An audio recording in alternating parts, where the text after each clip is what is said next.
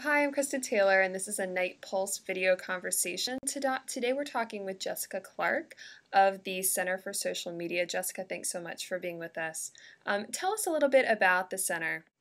So the Center for Social Media is at American University, and when it was first founded by Pat Aufderheide, who is a longtime historian and scholar of documentary film, the social really meant social issue media. But it turns out that the term social media has taken on a new meaning, so we've kind of wrapped that in. I've been there about 2.5 years. I started out by studying what we call now Public Media 2.0 and how it was evolving on sites like Facebook as they were just emerging. Facebook and YouTube and all of those associated video and social media platforms. Tell us about this new report that you were in charge of. Is that correct? And how that's a Right. reframing? So basically, we were funded by the Ford Foundation to take a look at the future of public media, and I direct a project called Future Public Media Project.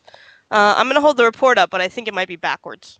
No. But you can get a flavor. Great. um, and what we wanted to do is to sort of take a broad look at a lot of innovation that we had been seeing in the field and with our partners in the initiative.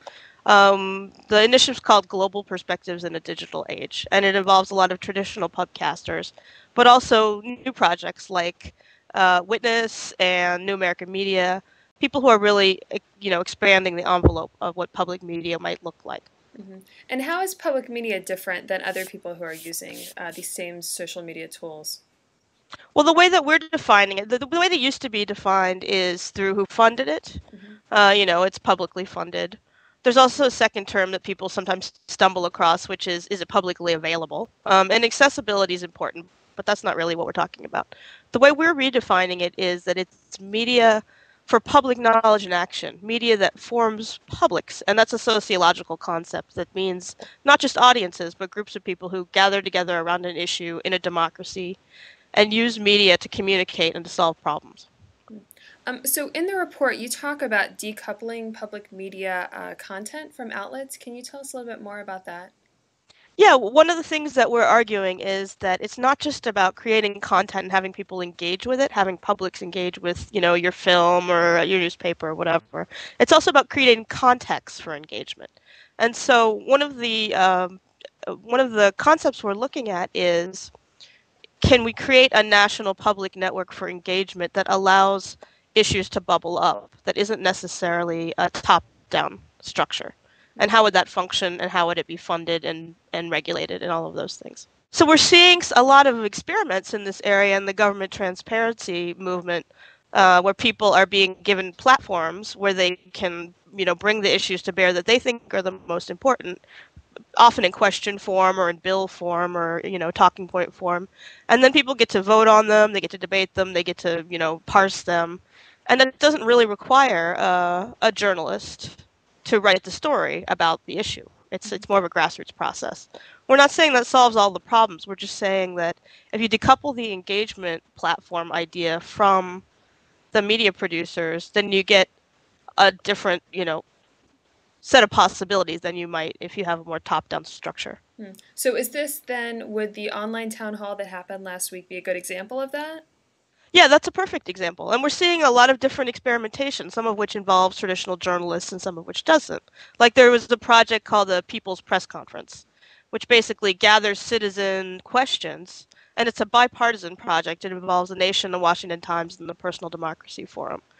So it's not a targeted partisan project. The whole idea is if journalists are the ones who can get access to the president, then let's get the people's questions and use the journalists as conduits. One of the things we're looking at is it's difficult to measure the impact of these experiments because they don't occur on a mass scale. And so planners who are used to thinking about millions of people watching their program or mass media slots get a little tweaked when something like 15 people contribute to their Twitter feed or whatever. Right. So the question is, okay, how do you recontextualize impact around this concept that what's really important is that publics are forming? hmm And it might not be huge numbers, but it's around the quality of discourse, the questions that are raised, the voices that you wouldn't have heard otherwise, those kinds of things. I see. Yeah. So what are other ways to think about measuring impact? We've basically got we're going to be doing a sort of a set of focus groups and analyses around this because there are a lot of questions. We've got 4 dimensions that we're measuring across. The first one is the most familiar one, there's metrics. It's either viewers or dollars or both. The second one is influence. So it's not really so much about how many people saw your piece of media, but what that piece of media did, or your context, your media context. This is an important measurement for investigative reporting, for example, which isn't always the most popular kind of reporting, but it can have a huge social impact depending on what's revealed. The third dimension is mission. So if you start out, if your role is, if the goal of your project, for example, is to get more women into the media, your impacts will look very different than if the goal of your project is to, raise awareness around the plight of people in Darfur. You're going to have different outcomes, and the measurements are going to be tailored. And then the fourth one is this engagement question. What does it mean to have, meaningful engagement? How do you track it over time and across platforms? And tell me more about what it means to be looking at this research within a public media context. I think that public media has some very special concerns. And I say that as someone who comes from PBS. Actually, that's part of my background.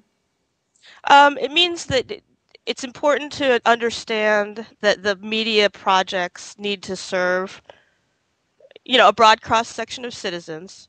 There's definitely this question about political sensitivities, objectivity, transparency, how you kind of negotiate this traditional role of public broadcasters as sort of the trusted source in the open online environment. That's a very tricky equation, and one that most of us have not quite figured out yet.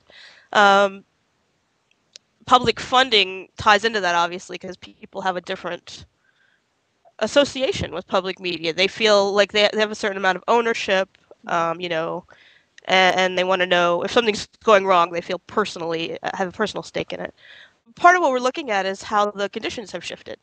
Public broadcasting was formed to fill in some gaps in the commercial media system, where people felt like certain serious issues weren't being addressed and civic information wasn't necessarily making its way out to the public airwaves. Well, now we have an abundance of information. We have an abundance of producers. Scarcity is not the same, it doesn't have the same valence that it used to. So the new question is, okay, what's missing in the marketplace? And there are a few, trouble spots. Local media, obviously, you know about that. You've been interviewing people about that. Investigative reporting is a trouble spot because commercial projects have been shedding those units, both because they're expensive and because they can cause controversy. And then there's this question, one that we've looked at in our initiative, about how do you reimagine global news and information when it's all ostensibly available to us online, and yet people are seeing less and less of it sort of in the broadcast experience. And I'm working with the American Prospect on an article about what it means to build a national public media network. There are a couple of different conceptions of that. One of those, which you featured with your interview with Vivian Schiller, there's the infrastructure question around high-speed broadband and how public media might attach to some of the infrastructure that's being built through the stimulus package. And then this question of how do you open up a national platform for civic engagement so that could span the local up to the national and maybe out to the global. Where should people follow along online? What's the URL, the best URL? It's futurepublicmedia.net, and we're just now launching a Public Media 2.0 showcase. So if people have projects that they think are interesting and that we should be taking a look at, they can email me. My email is jessica@buildtheecho.net. Great. Well, thanks so much, Jessica. We really appreciate it. Okay, thank you.